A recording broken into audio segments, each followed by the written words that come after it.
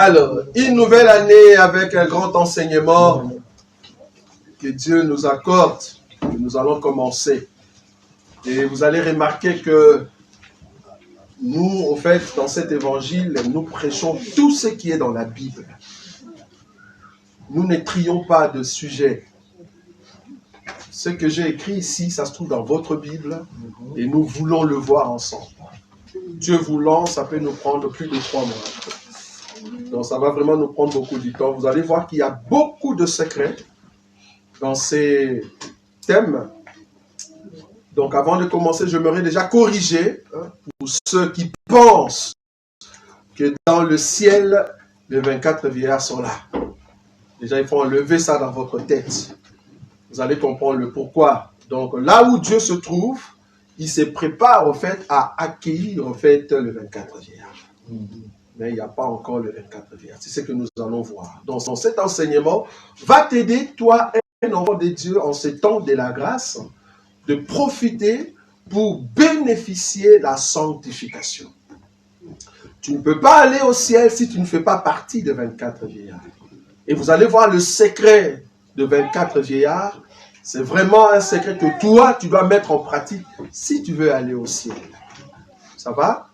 Et en parenthèse, j'aimerais te dire que le culte commence normalement à 10h, 10h15. Ça va? Donc le but ici, c'est vraiment d'aller jusqu'à 12h, 12h30. Comme ça, on a le temps de parler rapidement. Normalement, à 13h, on doit être dehors. Vous voyez? Parce que nous sommes vraiment à la recherche d'un endroit efficace pour le culte. Voilà. Donc le thème ici, le 24 vieillards. Peut-être tu as déjà entendu parler de ça. Surtout, il y a un homme qui a tapé vraiment à côté, c'est un Congolais. Il a chanté soi-disant, les 24 vieillards sont tout autour de toi. Il disait, mais non, attendez, ils ne sont pas. Ça, c'était une vision que Jean voyait. On va lire ça. Apocalypse. Apocalypse, chapitre 4. Apocalypse, chapitre 4. Après cela, je regardais, et voici une porte était ouverte. Je ne sais pas si vous voyez. Là, nous sommes dans la vision des gens. C'est Jean qui voit. Nous sommes dans la vision des gens. Parce que je vais aller petit à petit jusqu'à ce qu'on va toucher notre thème. Parce qu'aujourd'hui, le sous-thème que je vais exploiter, c'est du jaspe à la sardoine. Ça se trouve dans la Bible. Amen. Ne souffre pas. C'est quoi ce mot-là? Ça se trouve dans la Bible. Vous allez voir ça. Donc, le premier verset dit, « Après cela, je regardais et voici une porte était ouverte dans le ciel. » Quand on dit une porte était ouverte dans le ciel, parce que Jean voyait la vision. Ce n'est pas qu'il y a une porte au ciel, non. C'est-à-dire, Jean, dans la vision, entre dans la présence de Dieu. Ça va? Donc, ce n'est pas une porte. Comme les bien-aimés qui chantent souvent avec beaucoup d'erreurs, qui disent, « Ah, Dieu ouvre le ciel. » Pas solalo, là. Non, c'est faux. Le ciel était déjà ouvert. Amen, j'aime ça. Depuis longtemps. Donc, quand la porte s'ouvre ici, normalement, on voit la gloire de Dieu. On la voit de Dieu, c'est la présence de Jésus. Depuis que Jésus est venu, c'était ça l'ouverture des cieux.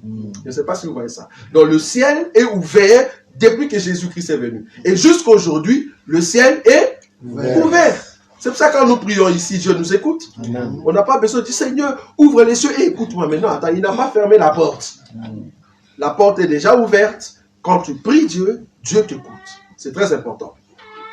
Donc après cela, je regardais et voici, une porte était ouverte, c'est-à-dire, donc on voit la gloire de Dieu, dans les cieux. La première voix que j'avais entendue, comme le son d'une trompette, et qui me parlait, dit, monte ici, et je te ferai voir ce qui doit arriver dans la suite. Donc en d'autres termes, Jean se trouvait dans un temps, et il y a des éléments qui doivent venir dans le futur. Comprenez-moi bien.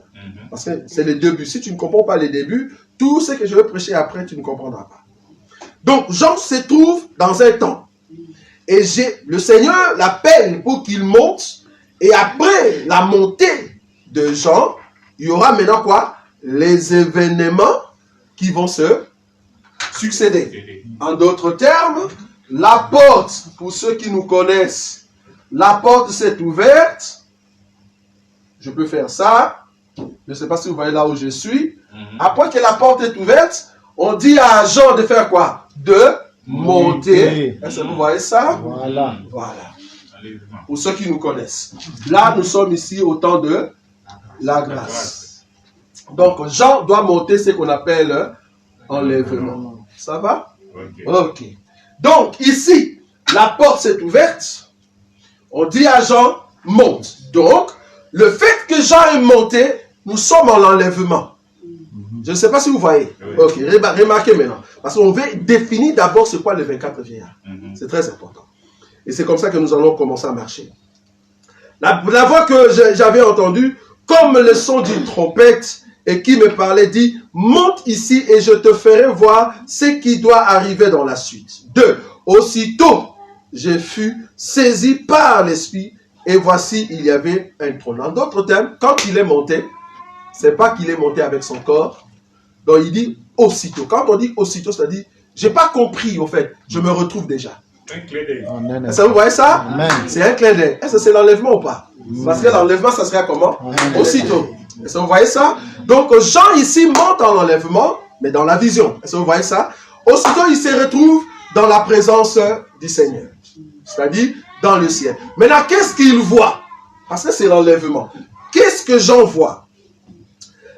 Et puis, la Bible dit dans le verset 2, aussitôt je fus saisi par l'Esprit, et voici, il y avait un trône dans le ciel, et sur ce trône, quelqu'un était assis. Il voit sur un trône, quelqu'un était assis. Celui qui était assis avait l'aspect d'une pierre de quoi? Jaspe. Ok. Je veux écrire ces mots, parce que ça va nous aider beaucoup. Ça va vraiment nous aider. Je veux écrire ici, jaspe. C'est très important. Remarquez, il dit d'abord, c'est que lui il voit, en premier lieu. Il dit, cet homme qui était assis avait l'aspect d'une pierre de jaspe et de sardoine. J'aime ça. De sardoine. Je fais ça. Je trace. Vous allez comprendre pourquoi. Sardoine. Et après, la Bible dit que et le trône était environné d'un arc-en-ciel semblable à de quoi? Émeraude. Émeraude. Je mets émeraude ici. C'est la Bible que tu as. Parce que tu dois comprendre la Bible que tu possèdes. Voilà. J'enlève cette partie-là. Voilà. Je continue la lecture jusqu'au verset 4. Autour du trône, j'ai vu 24 trônes, et sur ce trône, 24 vieillards assis, revêtus de vêtements blancs, et sur leur tête de couronnes d'or. Est-ce que vous voyez ça? Voilà, les 24 vieillards sont là, mais avant, bon, je l'explique déjà, avant que tu puisses voir les 24 vieillards, il faut que le ciel soit ouvert, et après que le ciel a été ouvert, il faut que l'enlèvement ait lieu, c'est-à-dire Jean doit monter d'un clin d'œil, est-ce que vous voyez ça? Et après tu peux voir maintenant les 24 vieillards. Or, Jean ici, étant prophète, étant serviteur, représente tout un corps qu'on appelle l'Église. Ça va? Amen. C'est tout un corps qu'on appelle l'Église, mais qui monte. Mais cette Église-là, comme vous le savez, cette Église-là, ce n'est pas seulement l'Église des nations. Parce que qu'est-ce qu'on dit, qu'est-ce qu'on appelle Église? Aujourd'hui, Église a commencé depuis Jésus. Parce que c'est Jésus qui est venu avec cette Église. Mais avant que Jésus vienne, il y a d'autres peuples qui ont adoré le Seigneur. Amen. Et qui ont respecté la parole de Dieu, mais qui se reposent. Est-ce que vous voyez ça? Qui se reposent sous la terre. Amen. Maintenant, quand il y aura l'enlèvement, Paul nous a dit que nous, les vivants, nous ne dévancerons pas ceux qui sont morts. Qui sont morts? Les David. Amen. Les Daniel. Est-ce que vous êtes d'accord avec moi? Amen. Ceux qui ont respecté la parole de Dieu parce qu'ils sont morts en Christ. Le fait qu'ils sont morts en Christ, alors ils seront ressuscités en Christ. Or, la résurrection lors de l'enlèvement, c'est seulement ceux qui sont morts en Christ. Donc, les Daniel, les David, les Job, ils feront partie avec nous quand nous allons monter à l'enlèvement. Voilà. Amen. Est-ce que vous voyez ça ou pas? Magnifique. Mais cependant, nous avons une partie des nations, parce que toi et moi, nous venons de l'Afrique. nous venons de Martinique, nous venons de la France, de la Belgique, nous sommes l'église des nations. Mais cependant, Dieu avait commencé la marche avec Israël. Donc, il y aura une partie de Israël lors de l'enlèvement. Est-ce que vous voyez ça? Une partie d'Israël et une partie de toi et moi. Est-ce que vous êtes d'accord avec moi? Okay. Or, une partie d'Israël, ils ont reçu l'enseignement par le biais de 12 patriarches. Est-ce que vous voyez ça? Oui. Amen. De 12 patriarches, c'est-à-dire le fils de Jacob. Vous êtes d'accord avec moi? Mais toi et moi, la Bible dit, nous sommes fondés Amen. sur l'enseignement des apôtres. des apôtres. Ils sont combien les apôtres? 12. Ok. Donc, les 12 apôtres sont là. Donc, nous avons les patriarches et les apôtres. Donc, celui qui a reçu l'enseignement des patriarches et qui se repose en Christ Jésus, et toi aussi qui as reçu l'enseignement des apôtres, même ceux qui se reposent, même toi qui es vivant, nous tous, nous allons monter lors de la... Donc, nous allons former le 12 plus 12, ce qui fait 24. Voilà. Mais est-ce que nous sommes vieillards? Nous sommes 24, oui. Mais est-ce que nous sommes vieillards? Il faut vérifier maintenant les vieillards. Ok, on va prendre une écriture. C'est quoi un vieillard? Pourquoi on les appelle des vieillards? Parce que toi, tu te dis... Parce que quelqu'un m'a dit, les vieillards en question, ils ont des barbes.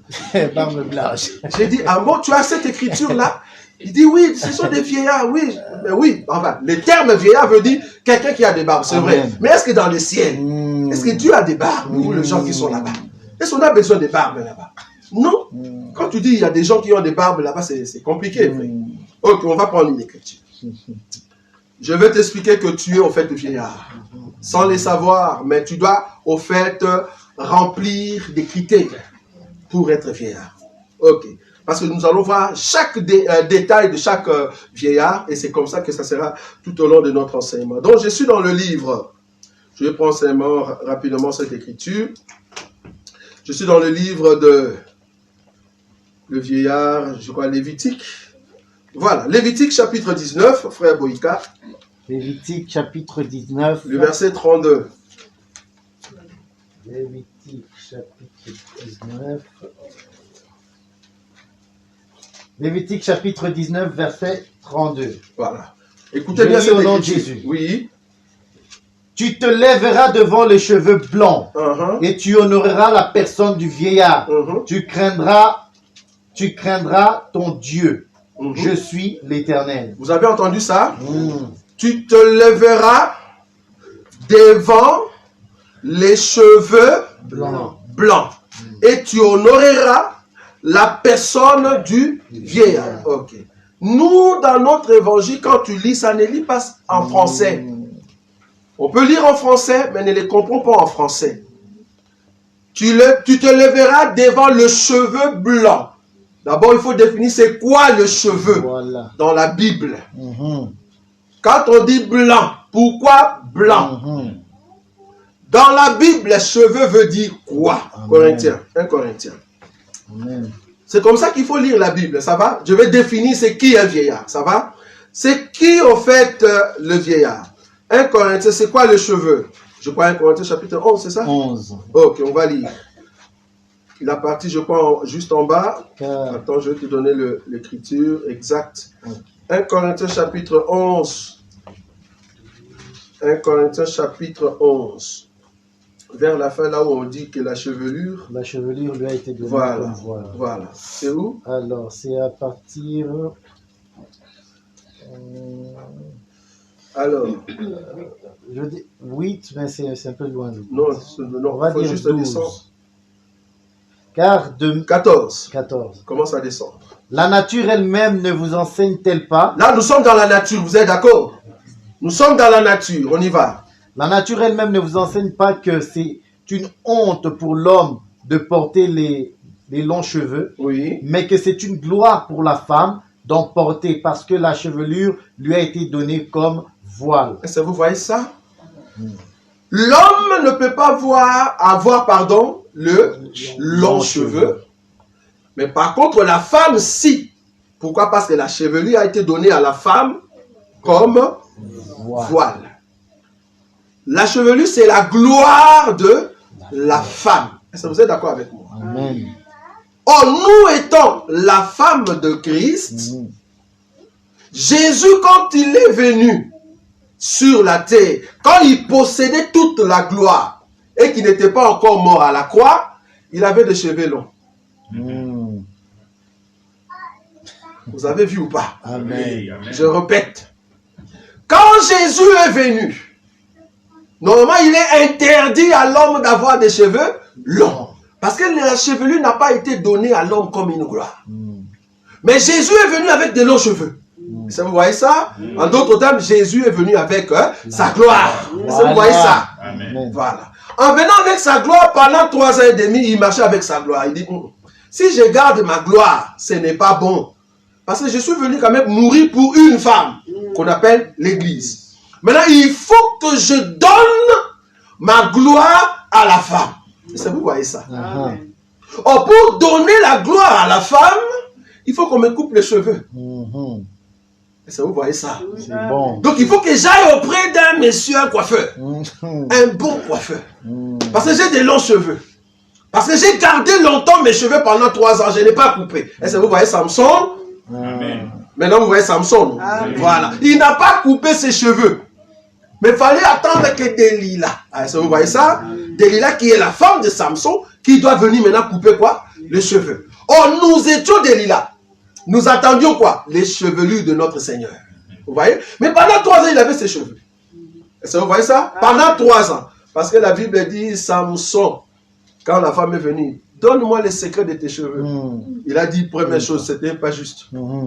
Deuxièmement, ce n'était pas juste.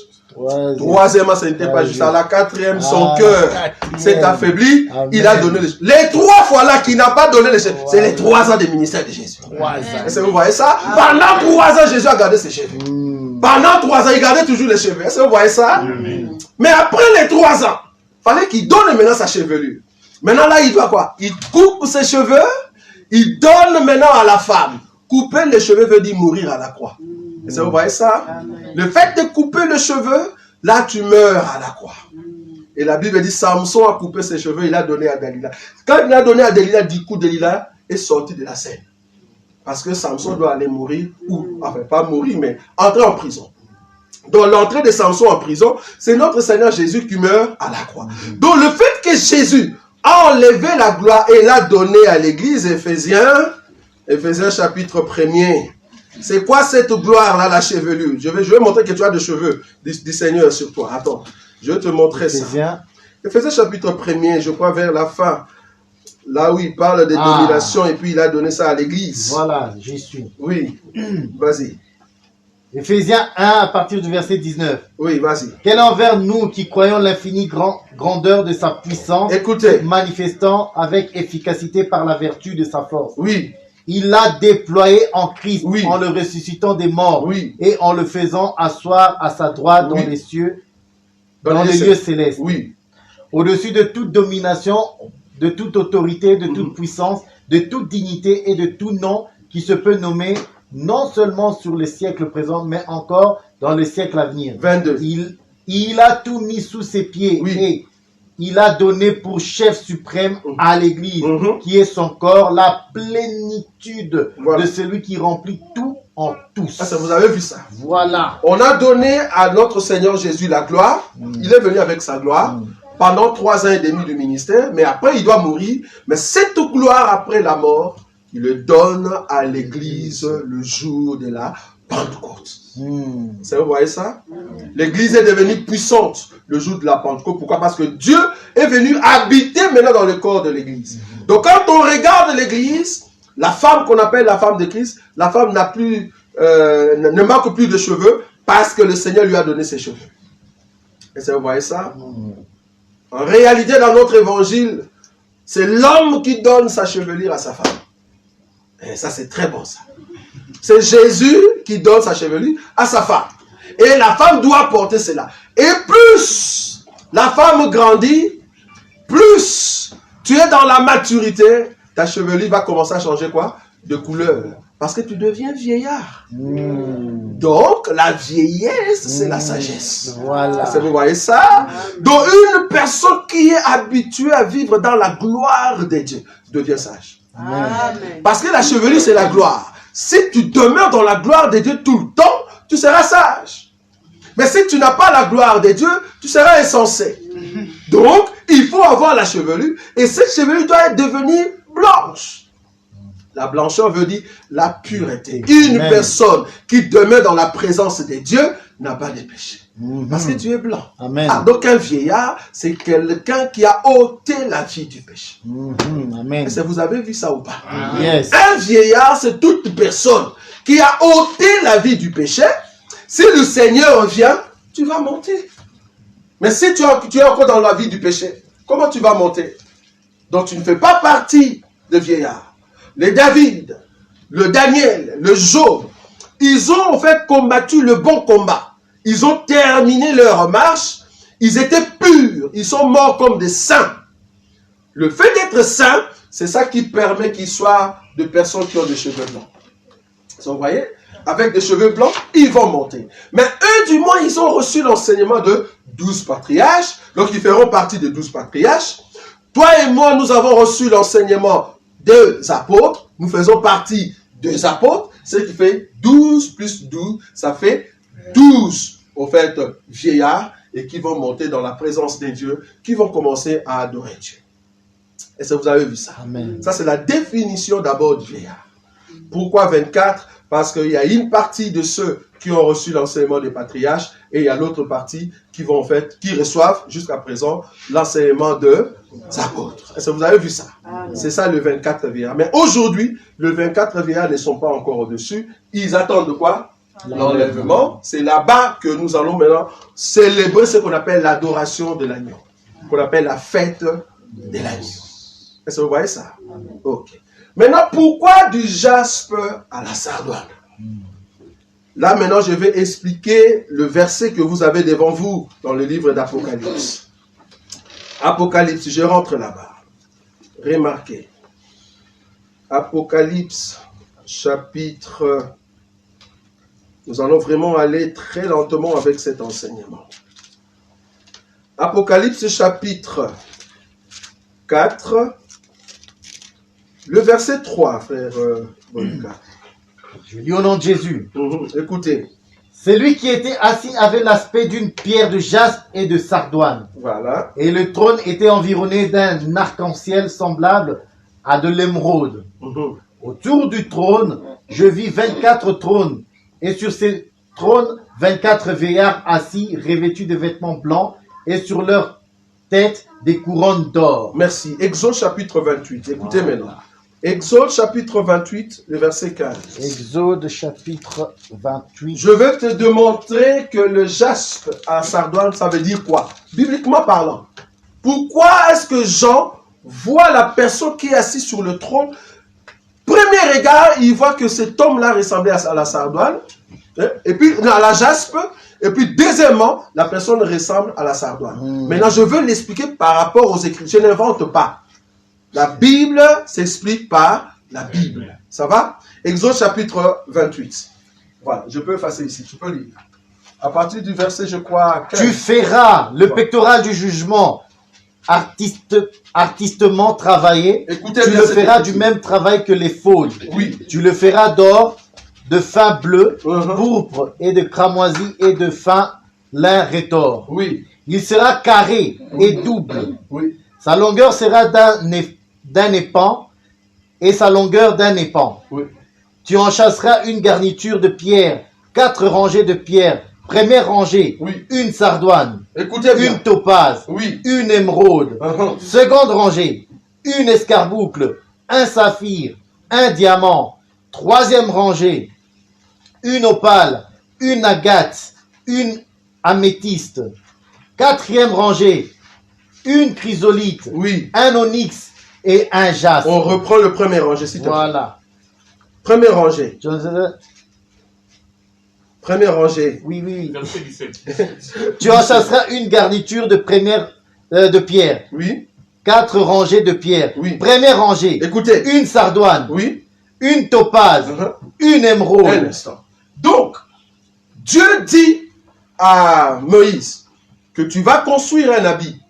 Cet habit, tu vas mettre de pierres précieuses. Chaque pierre représente un enfant. de Jacob. Ça sera 12. Chaque pierre représente un enfant de Jacob. Est-ce que vous voyez ça? Est-ce que vous êtes avec moi? Alors, il dit, ben, le pierre, tu vas le mettre sous forme de rangée. La première pierre, ça sera quoi? Sardoine. On est d'accord?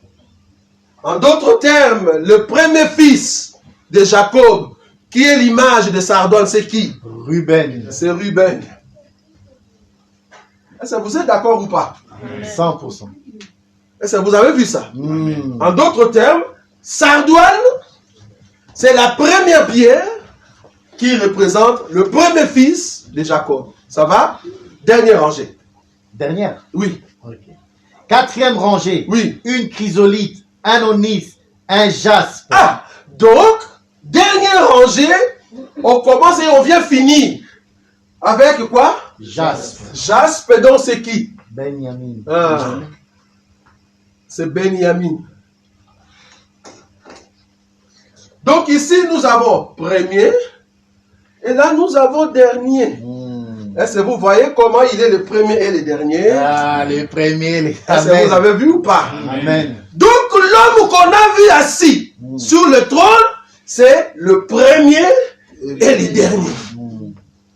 Parce que quand Jean voyait, il voit deux pierres. Il voit jaspe et il voit sardoine. Donc en réalité, les deux pierres représentent le premier et le dernier. Mais, remarquez, parce que nous aimons la précision des Écritures. Mais remarquez comment est-ce que Jean voit. Au lieu de voir la sardoine, il ne voit pas d'abord la sardoine.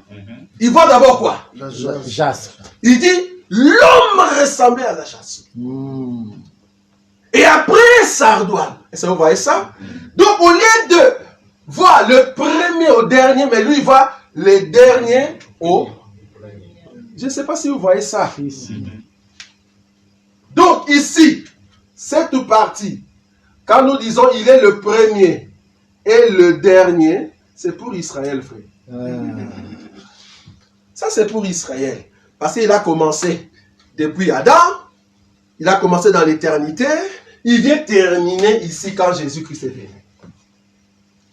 Est-ce que vous voyez ça? Il termine sa course là. Il est le dernier par rapport au temps où les pères dirigeaient encore, au temps où la loi faisait encore rage. Là, il était le premier et le dernier. Là, il était sardoine et jaspe. C'est ça, au fait, pour Israël. Est-ce que vous voyez ça? Là, c'est pour Israël.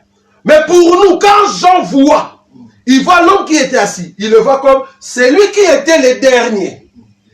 Donc, il commence par le dernier qui nous ramène vers le premier. Donc, ici, quand nous serons lors de l'enlèvement, nous sommes les premiers, c'est pour cela les premiers seront le dernier. Mais les derniers seront le premier. J'explique la Bible ou pas? Amen. Quand la Bible dit les premiers seront les derniers, en réalité, c'est qui? C'est Israël. Parce que c'est Israël qui était le premier. Mais il deviendra le dernier. Mais nous, les derniers, nous deviendrons le premier. Amen. Pourquoi? Parce que Jean voit d'abord jaspe et après il voit sardoine. Quand nous allons maintenant monter, alors Dieu, comme là-bas c'est le premier, il rentre en Israël. Pour Israël, il est toujours le premier et le dernier. Donc on reviendra ici, sardoine vers jaspe. Est-ce que vous voyez ou pas? Parce que c'est le temps encore de Israël. Ça va? Ça dit le temps du salut. En d'autres termes, ici, je suis dans le 7e semaine dernier. Pour ceux qui connaissent. Amen. Ça va? Donc là, on est au temps de la grâce. Qu'est-ce que je veux dire? Parce que je suis en train d'expliquer que les 24 vieillards, c'est seulement le peuple au temps de la grâce. Le 24 vieillards, c'est seulement le peuple qui a reçu la grâce de la part du Seigneur pour aller où? Au ciel. Israël n'ira pas au ciel. Non. Israël, aujourd'hui, il n'ira pas au ciel. Pourquoi? Parce qu'il est sous la malédiction. Dieu lui a donné les dos. Aujourd'hui, Dieu travaille avec le peuple qui était le dernier hier. Parce que nous n'étions pas connus dans la présence de Dieu. Nous étions rejetés, nous étions les derniers. Mais Dieu voulait que ceux qui étaient les derniers, ceux qui étaient abandonnés, qui deviennent le premier. Nous étions, en fait, comme vous pouvez le voir, Jaspe, Benjamin. Benjamin, normalement, le jour qu'il est né, sa maman a dit ceci, parce que sa maman c'est Rachel. Sa maman a dit, tellement que j'ai la douleur dans mon ventre, le fils que je veux mettre au monde va s'appeler fils de ma douleur. Il a appelé Ben-Oni. Le papa regarde, il dit non. C'est vrai, tu es dans la douleur. Tu as enfanté un fils dans la douleur. Mais ce fils-là, moi, le père, je le vois comme Benjamin. Toi, c'est vrai, tu es dans la douleur. Parce que tu avais mal dans ton ventre. Et la Bible dit, quand Rachel a mis au monde Benjamin, du coup Rachel est morte. Amen. Vous voyez ça? Amen. Donc c'est pendant l'agonissement de Rachel que Ben-Oni est sorti. Mais quand le père regarde Ben-Oni, il dit non, toi tu es Benjamin. C'est-à-dire le fils qui donne la joie. Vous voyez ça? Ça c'est le père. En d'autres termes, la femme Rachel qui est morte ce jour-là, quand elle enfantait, en réalité c'est Jésus. Amen. Le jour où Jésus est mort à la croix, quand dans la douleur, dans la souffrance, on le frappait, la Bible dit un soldat, un médecin, je peux l'appeler ainsi, infirmier, qui vient ouvrir les côtés du Seigneur pour que Ben-Oni sorte. Est-ce que vous voyez ça? Amen. Voilà, Rachel est morte à la croix, c'est vrai, mais Ben-Oni est sorti, mais le Père, regarde, il dit ça, c'est l'église. Parce que l'église, c'est la force, c'est les vieillards qui viendront, en fait, pour m'adorer. Nous sommes de Benjamin. Pourquoi? Parce que c'est Dieu qui nous a donné ces noms-là. Bien que nous sommes sortis à la croix, bien que rejetés, bien que l'Israël ne nous connaît pas, parce que nous sommes un sujet de malédiction, mais cependant quand Dieu nous regarde, il nous voit comme une femme. Une femme qui a de la valeur dans la présence de Dieu. Mais tu ne peux pas avoir cette valeur si tu n'es pas vieillard. Si tu n'es pas vieillard. Or, je vous ai dit ici, un vieillard, c'est toute personne qui a des cheveux blancs. Cheveux blancs, pourquoi? Parce que la chevelure qui est la gloire doit enlever en toi tout ce qui est impureté. Cheveux blancs veut dire la sagesse. Cheveux blancs veut dire la maturité. Vous voyez ça? Si tu n'es pas mature dans les choses de Dieu, tu vas rater le ciel.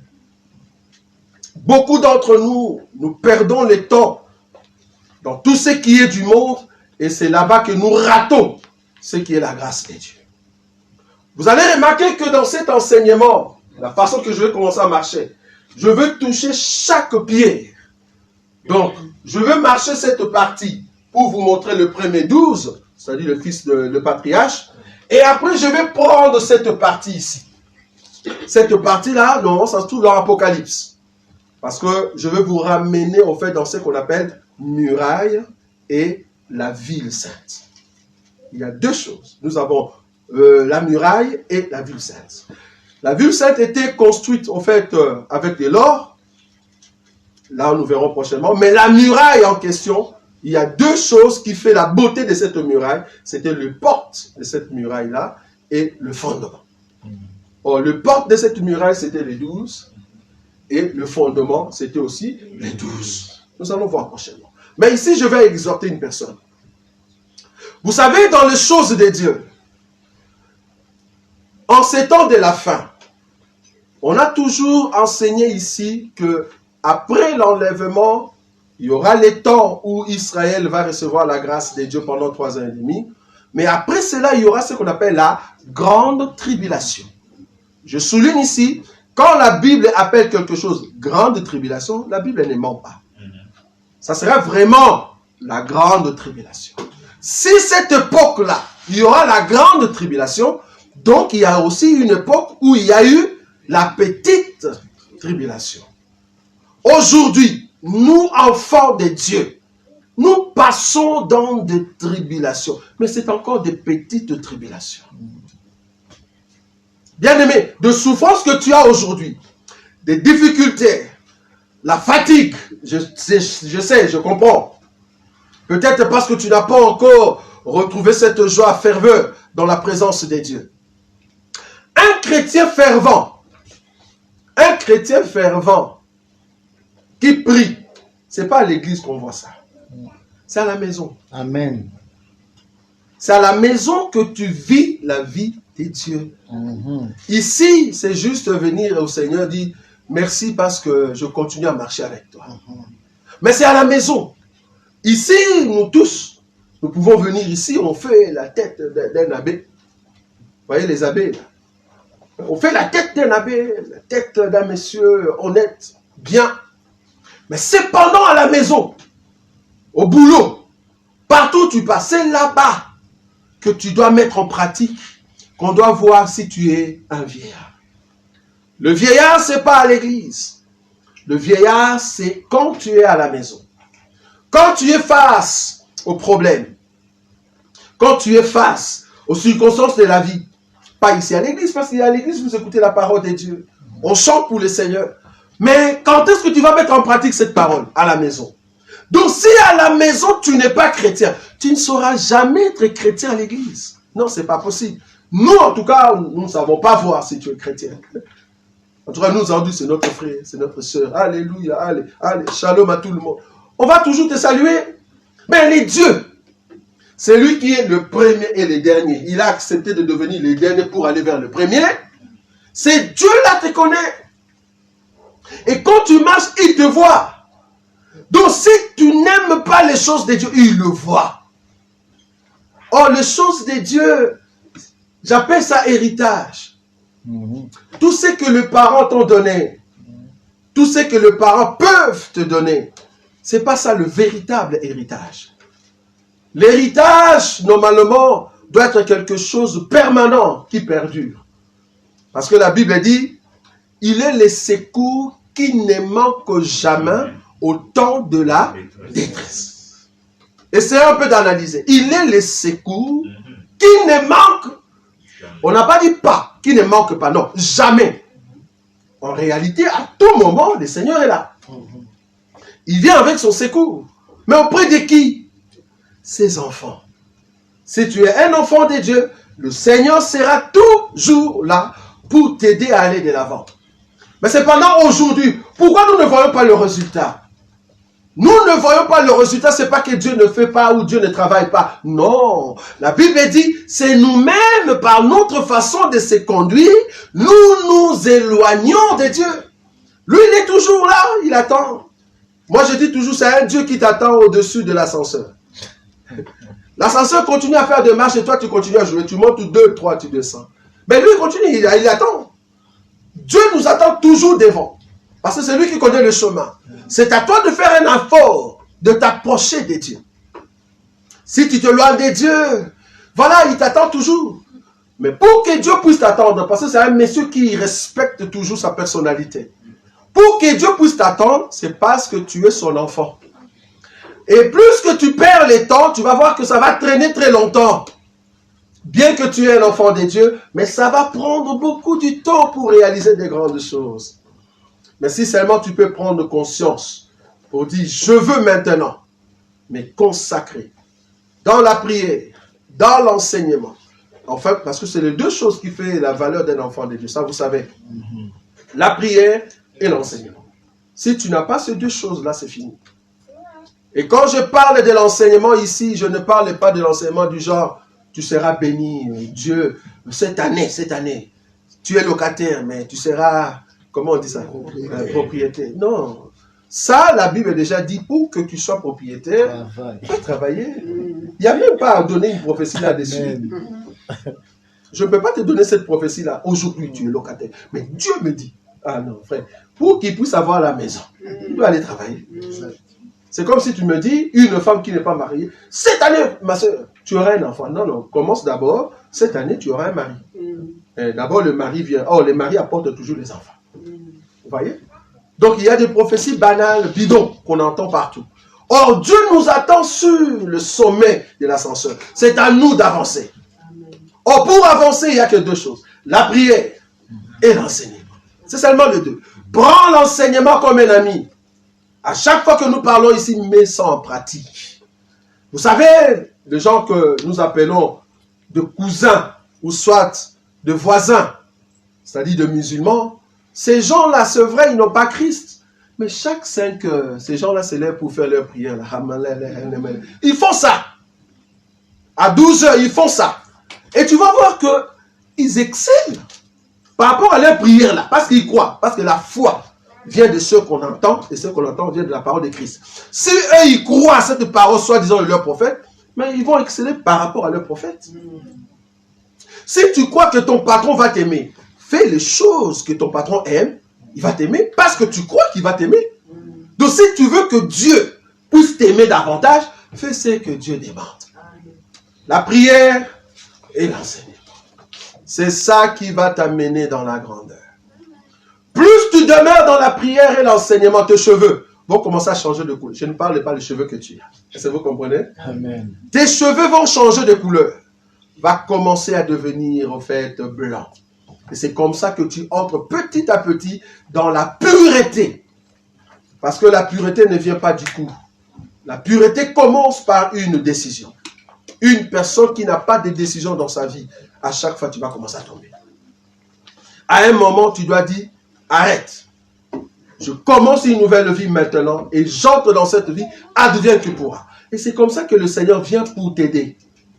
La Bible dit, il se laisse trouver par ceux qui le cherchent. Donc, il faut que Dieu voie en toi l'idée, envie de le chercher pour qu'il vienne se laisser maintenant. Parce qu'en réalité, toi, tu ne peux pas le trouver. Il se laisse trouver par ceux qui le cherchent. C'est-à-dire, dans toi, il faut qu'il y ait le désir de chercher Dieu, de chercher la grandeur, de chercher la puissance de Dieu, de mettre en pratique l'enseignement, de sortir de la distraction, de s'accrocher à la parole de Dieu. Plus tu le cherches comme ça dans la prière, dans l'enseignement, dans le jeûne, la Bible dit, il se laisse trouver. En d'autres termes, là où il s'est caché, toi tu ne pouvais pas le trouver, mais lui-même il a compris que non, mon enfant me cherche. Je dois aller au fait pour le secourir. Et c'est comme ça qu'il viendra. Tout ce que tu as besoin, tu verras la réussite parce que tu cherches Dieu et que dans ton cœur, Dieu voit l'envie de le chercher. Alors il viendra, il va te poser la question, qu'est-ce que tu veux, mon enfant? Alors là, tu peux dire, comme Moïse l'a dit, j'ai besoin de voir ta gloire. Et Moïse a vu la gloire de Dieu. Dieu dit, bon, écoute, bon, là tu demandes quand même trop. Parce qu'après tout, tu es Moïse. Moïse veut dire la loi. Oh, la loi ne peut pas voir ma face. Amen. Mais ce que je vais faire quand même, parce que tu as demandé cela, je vais entrer dans un corps. J'aime ça.